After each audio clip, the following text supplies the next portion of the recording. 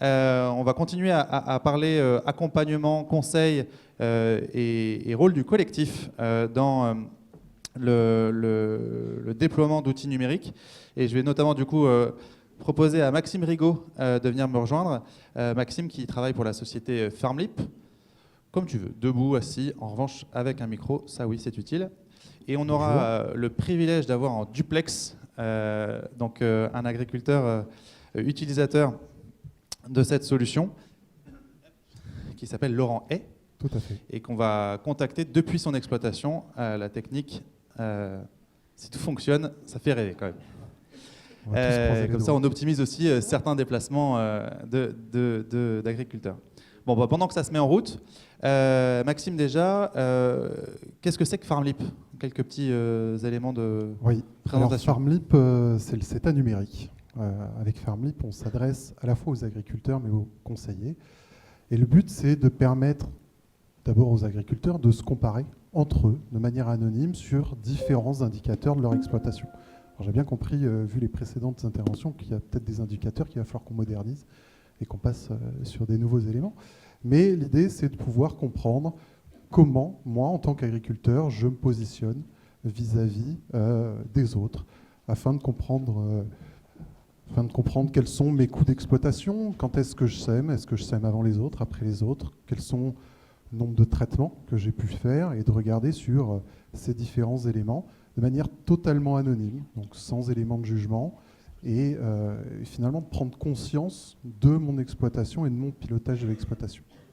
Pour les conseillers, l'objectif, c'est vraiment d'avoir une vision globale des exploitants en direct, avec aussi ces outils d'analyse comparative pour arriver à se nourrir un petit peu de ce retour terrain pour pouvoir mieux conseiller l'agriculteur et mieux animer son réseau. Super. Entre-temps, on dit bonjour à Laurent, qui nous entend, mais qui ne nous voit pas, normalement. Bonjour. Du coup, on a compris, Farmlip, combien d'utilisateurs? Tu nous as dit ça? Aujourd'hui, on est à 400 exploitations en 2 ans d'existence et une dizaine de communautés, parce que les agriculteurs peuvent rejoindre des communautés qui sont liées à leur coopérative, à leur négoce, qui sont animées par différents conseillers sur des thématiques qui leur sont propres à chaque fois. Donc on n'est pas sur un outil qui supprime le conseil? Pas du tout.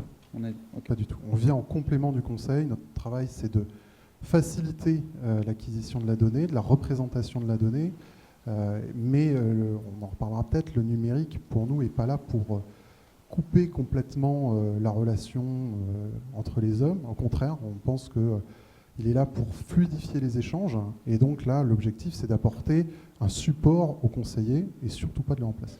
Pour autant, l'agriculteur partage des références techniques et se réapproprie en quelque sorte ces références techniques les uns avec les autres. Exactement. C'est l'idée de la prise de conscience. Aujourd'hui, on pense que l'agriculteur, pour pouvoir bien piloter son exploitation, certes, il a le conseil, mais il faut qu'il ait envie, finalement, d'appliquer ce conseil-là. Et donc, au travers de ces indicateurs et en se comparant aux autres agriculteurs qui sont autour de lui, il peut prendre conscience, voir ce qui est fait du terrain. Donc, jusqu'à présent, on a vu beaucoup de modèles extrêmement détaillés à la parcelle, etc. Finalement, on est peut-être sur un modèle plus low-tech sur le principe, mais c'est du retour terrain direct, c'est du retour de pratique avec les contraintes du quotidien, les contraintes de météo, les contraintes personnelles, est-ce que j'ai sorti le matériel au bon moment, etc. Et donc, c'est vraiment se baser sur l'expérience de son voisin. Donc on est plus sur le retour d'expérience ou la valeur à l'usage ou la valeur d'usage plutôt que sur un retour d'expérience sur une performance intrinsèque d'un outil en particulier. Exactement. Le but, c'est de bénéficier des expériences de chacun. Alors l'expérience terrain, l'expérience de nombreuses années de pratique des autres agriculteurs, mais aussi parce que chacun applique ces méthodes de travail différemment sur le terrain, et donc chacun expérimente à sa manière. Donc je vais bénéficier des expérimentations de chacun, je ne vais pas avoir besoin de réessayer chaque année quelque chose de différent, je vais pouvoir regarder ce que font les autres. Ouais. Bon, là, Laurent, est-ce que tout ça, ce sont des mots, ou est-ce qu'à l'usage, chez vous, ça se confirme? Alors, j'ai pas beaucoup entendu les propos de Maxime, parce qu'il y a une grosse résonance. Par contre, je t'entends très bien. Alors juste pour dire, en gros, on vient de présenter Farmlip et Maxime nous a fait une présentation dithyrambique de son outil, forcément. Et du coup, ma question était de savoir si, à l'usage, il y avait un niveau de satisfaction qui était similaire du point de vue d'un agriculteur utilisateur. Alors, oui, tout à fait. Sinon, je n'aurais pas opté pour ce choix-là, hein, évidemment.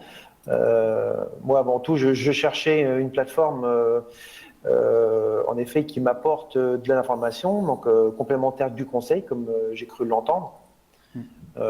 J'adhère aujourd'hui moi, à un groupe technique et voilà, j'y tiens toujours, mais il est toujours intéressant d'avoir des données au fil de l'eau, des pratiques qui peuvent y avoir autour de chez moi, afin de me positionner. Quelques mots peut-être sur votre exploitation, donc qui est située dans l'Eure. Oui, ah, c'est ça, oui, je suis agriculteur dans le département de l'Eure, au sud de l'Eure. Donc, on est sur un sol hydromorphe, battant, argileux. Depuis 7 ans, enfin oui, 7 ans maintenant, donc je suis parti dans l'agriculture de conservation des sols. Donc en fait, j'avais très peu de références sur le sujet. Il y avait quelques pionniers, mais plutôt sur le centre de la France et la Côte d'Or. Donc voilà, à la recherche de références sur ces techniques-là. Je cultive donc des céréales. Je fais beaucoup de lin textile. C'est une particularité de notre région. Et depuis quelques années, comment dire, je fais de la production de légumineuses, comment dire, en croissance. Hein, donc, je fais du pois cassé, de la lentille, du pois chiche, à des fins de commercialisation en vente directe. D'accord. Et du coup, avec une logique d'engagement dans des démarches agroécologiques ou HVE, sauf erreur. Alors oui, c'est ça, c'était la finalité. En fin de compte, je cherchais en fin de compte un label ou une certification qui puisse, entre guillemets, reconnaître ou au moins indiquer aux consommateurs que j'ai des pratiques environnementales. Et la HVE m'a paru être celle qui me concernait et puis laquelle je me retrouvais davantage. Donc j'ai pensé à la bio, hein, mais c'était un cap où j'étais pas encore prêt, techniquement d'ailleurs. La HVE pour l'instant me satisfait pleinement. Alors, quel lien vous faites entre cet engagement dans des démarches agroécologiques, avec cette certification HVE de niveau 3, donc qui s'inscrit dans une logique de différenciation produit, on l'a compris, du fait de la commercialisation en vente directe. Quel lien vous faites entre cet engagement-là et l'outil FermLip? Pourquoi, au final, vous vous êtes engagé dans cette démarche? L'outil FermLip a été un très bon support et un très bon outil pour me positionner dans la HVE. Aujourd'hui, ils ont des bilans, comment dire, notamment IFT, qui sont vraiment aidants du coup pour se positionner dans la démarche HVE. Je sais que très prochainement, la plateforme va évoluer pour aller sur de la balance azotée. Voilà, donc ça m'a vraiment servi en tant que support et aussi en tant qu'outil de, comment dire, de positionnement par rapport à mes collègues voisins. D'accord. Parce que là, pour l'instant, vous utilisez FarmLip tout seul. C'est pas forcément dans une logique de groupe que vous utilisez cet outil-là. Vous vous comparez avec des références anonymes. Anonymes. Voilà, tout à fait. On est sur des références anonymes aujourd'hui. J'essaie de pousser mes collègues, parce que oui, je suis aussi membre d'un GI2E, le GI2E des Trois-Vallées. Donc, on travaille sur la couverture permanente des sols. On travaille sur l'après-glyphosate. Hein, donc, on a vraiment un travail assez important sur le sujet. On ne travaille pas suffisamment, à mon sens, sur les échanges, les retours, comment dire, d'expérience et économiques également entre nous.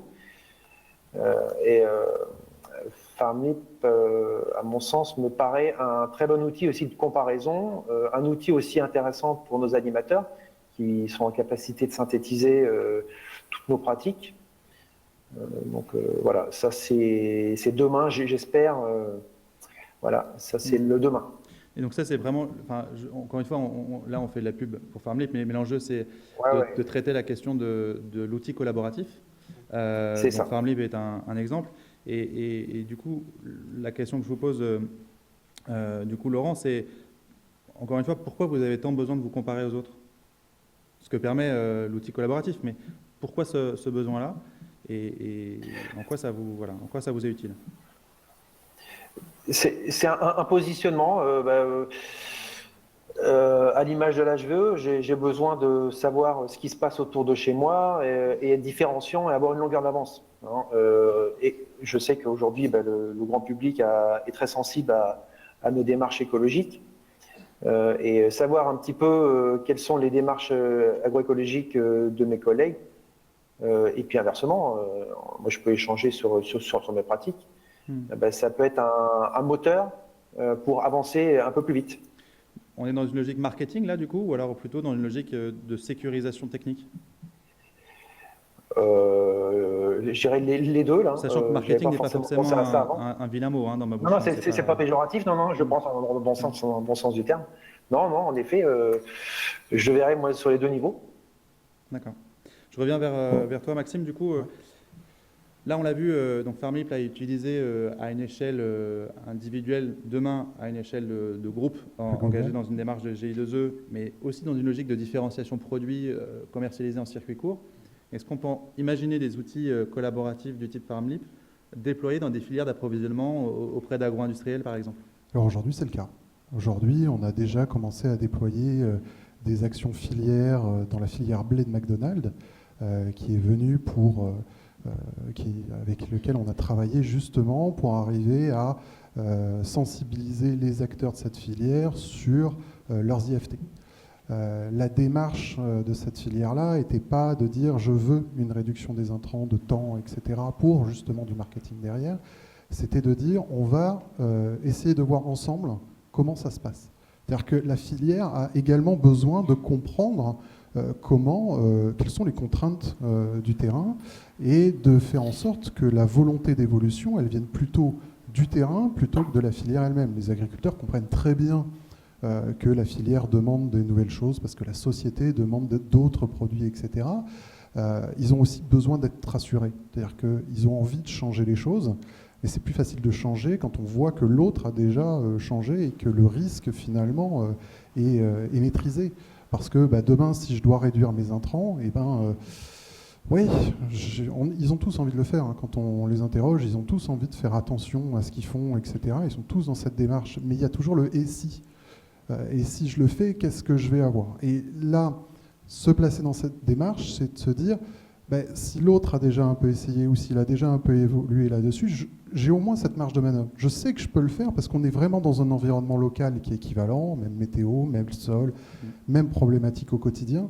Et donc, si lui fait un peu mieux dans ce sens-là, moi, je peux le faire aussi. Et la fois d'après, on va peut-être essayer de co-construire justement cette démarche-là. Donc, on est vraiment dans une démarche où la filière s'implique, mais en bénéficiant de l'expérience du terrain sans l'imposer. Donc je comprends qu'il y a un intérêt pour la filière à mieux comprendre la diversité des situations dans sa filière d'approvisionnement. Oui. Est-ce qu'en retour, ce type d'outils collaboratifs permet, selon toi, le déploiement facilité de cahiers des charges et surtout la remontée de données? Alors la remontée de données, oui.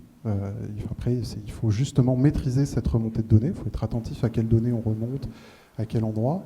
Le déploiement de cahiers des charges également, c'est ce que je viens de dire, c'est qu'en fait, on peut demander à terme un cahier des charges à un agriculteur parce qu'il voit que c'est réalisable. Et ça, c'est le plus important pour ce genre de filière, pour ne pas contraindre finalement l'agriculteur. Je reviens aussi sur l'intérêt que peut avoir un outil collaboratif comme celui-ci, où je remonte des données qui sont exigées par le contrat dans lequel je suis engagé et qui en retour me donne une information. Me donne du conseil, me donne une information, me donne un retour global, comme certaines coopératives qui, on l'a vu avant, ont pu proposer Xarvio, etc. Et bien là, ça va être de dire on va faire du retour terrain en disant voilà, les agriculteurs qui ont mis ça en place ont tant de résultats, ont une meilleure qualité, un meilleur rendement, etc. C'est vraiment du donnant-donnant.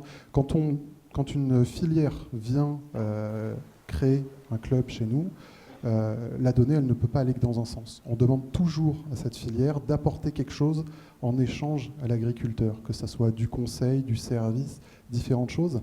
Mais on ne peut pas demander qu'à l'agriculteur de fournir du service, de fournir des efforts, etc. Il faut que la filière s'implique dans l'autre sens également pour pouvoir accompagner et aider les agriculteurs. Parmi les facteurs clés de succès des démarches de progrès déployées dans les filières, une étude portée par l'ADEME, en tout cas financée par l'ADEME, spécifiait bien que dépasser la logique de remontée de données comme une contrepartie administrative d'un contrat était nécessaire. Oui, on voit bien qu'aujourd'hui, les données qui remontent le plus, c'est les données réglementaires. Ces données réglementaires, on les retrouve dans toutes les gestions parcellaires, il n'y a aucun problème, c'est très détaillé, parce qu'on a une contrainte réglementaire derrière. Mais si on creuse un petit peu, on a moins de données sur les dates de semis, on a moins de données sur les différents travaux au champ, parce que les agriculteurs ne prennent pas le temps de la saisir. Ça se comprend complètement. Ils ne voient pas jusqu'à présent l'intérêt que cette donnée peut apporter derrière. Et c'est tout le travail qu'on essaye de mettre en place, c'est de montrer que ces indicateurs, mon niveau d'équipement, etc., peut lui donner un pilotage de son exploitation plus fin, plus en détail, et donc finalement qu'on lui redonne de la valeur sur ces données-là et que ce n'est pas juste une saisie pour de la saisie. Il y a une réelle application, un réel retour par derrière.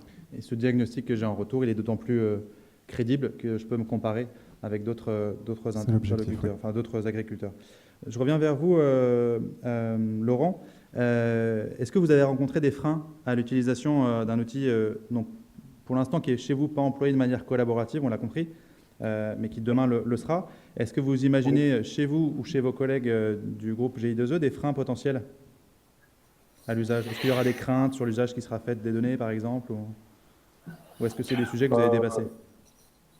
Non, c'est pas des sujets dépassés. Ça, clairement, chacun a ses petites habitudes, de logiciels, et aller plutôt sur des supports comme ça, plateforme web, ça peut susciter des freins. Après, je pense pas qu'au final, ce soit vraiment un gros frein. La question de la propriété de la donnée, est-ce qu'elle était chez vous sensible? Parce que c'est l'éternel débat, d'aucuns pensent que c'est un faux débat, mais ce n'est pas tout à fait le sujet aujourd'hui. Est-ce que chez vous, ça a été un point de crispation potentiel? Dès l'instant, on peut faire la même chose avec Google. À ce moment-là, moi, je mets ça en corrélation. Dès l'instant que le partage de données nous apporte, une solution facilitatrice, c'est pas un sujet. D'accord. Maxime, est-ce que c'est... Si vous avez... Pardon, allez-y. Je dis, si demain, cette plateforme peut m'apporter quelques solutions météo, peut réussir avec les nouvelles technologies, me faire,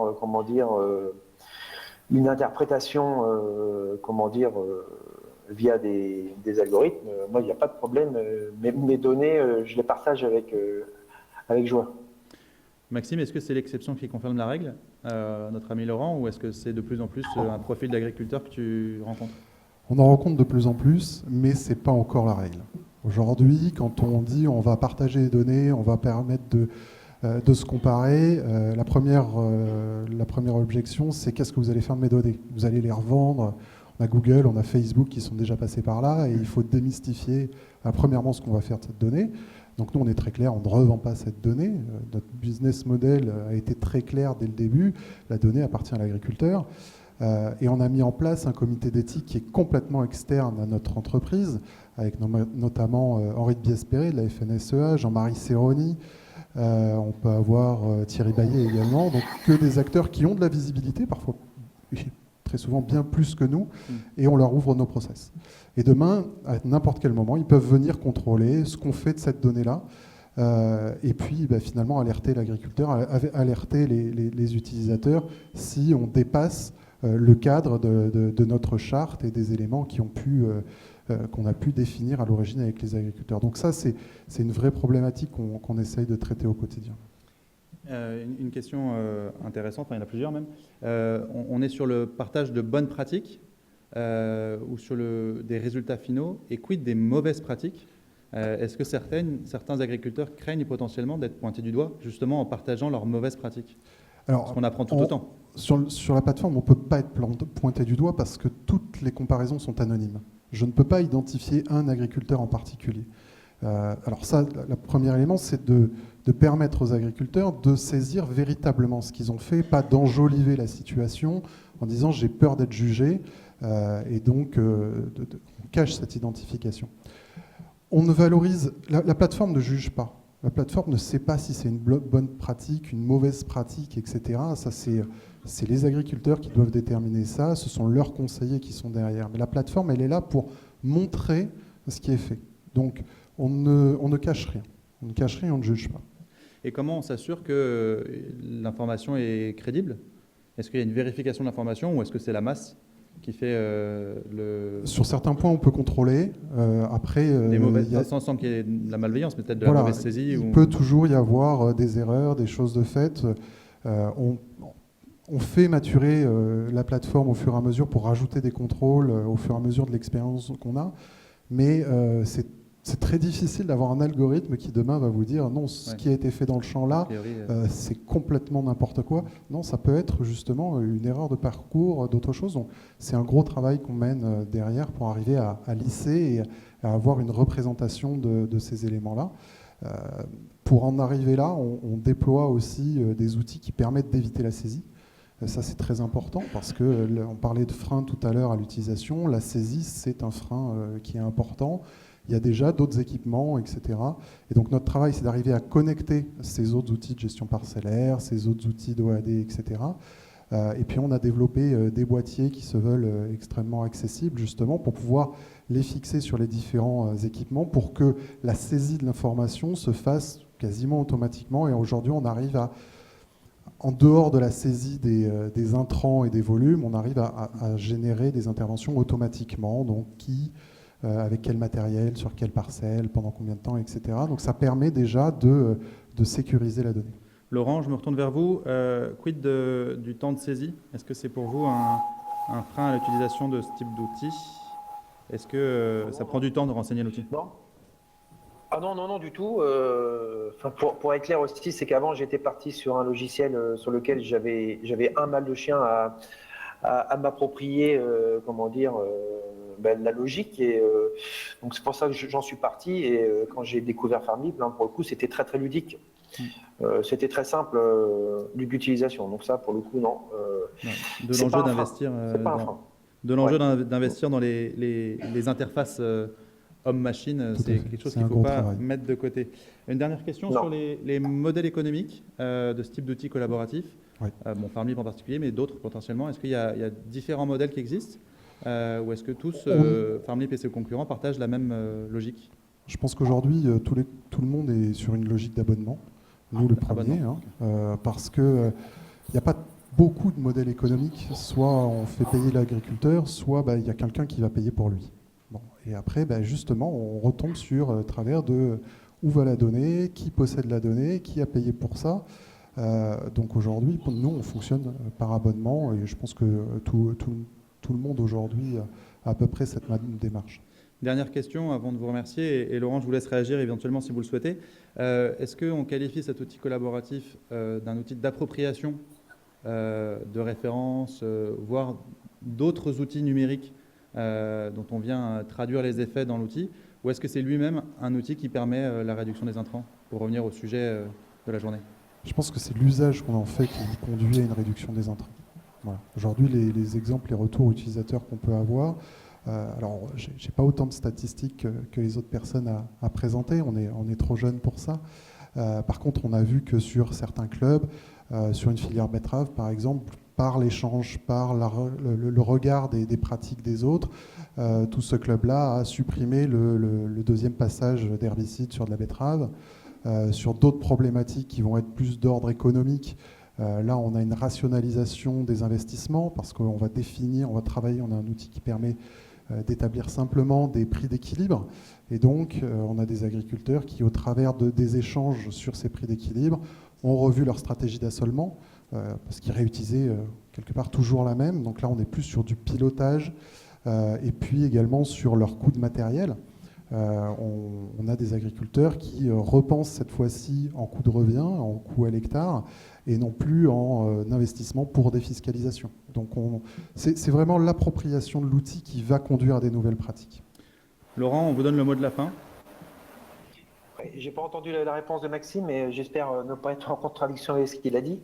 Je vais répondre en bon normand. Je pense qu'avant tout, c'est un outil qui permet de collecter des références, et on en a besoin, nous, de toute façon, dans notre nouvelle agriculture. Et dans un second temps, du coup, grâce à ces références, ça peut nous permettre, en effet, d'évoluer un petit peu notre système. Super. Eh ben, merci pour ce témoignage, Laurent. Merci Laurent. On vous dit à une prochaine. Et puis merci d'avoir accepté de témoigner en duplex. C'était chouette de pouvoir vous avoir et en même temps d'optimiser du carbone dans des transports. Exactement. Merci beaucoup et à bientôt. Merci.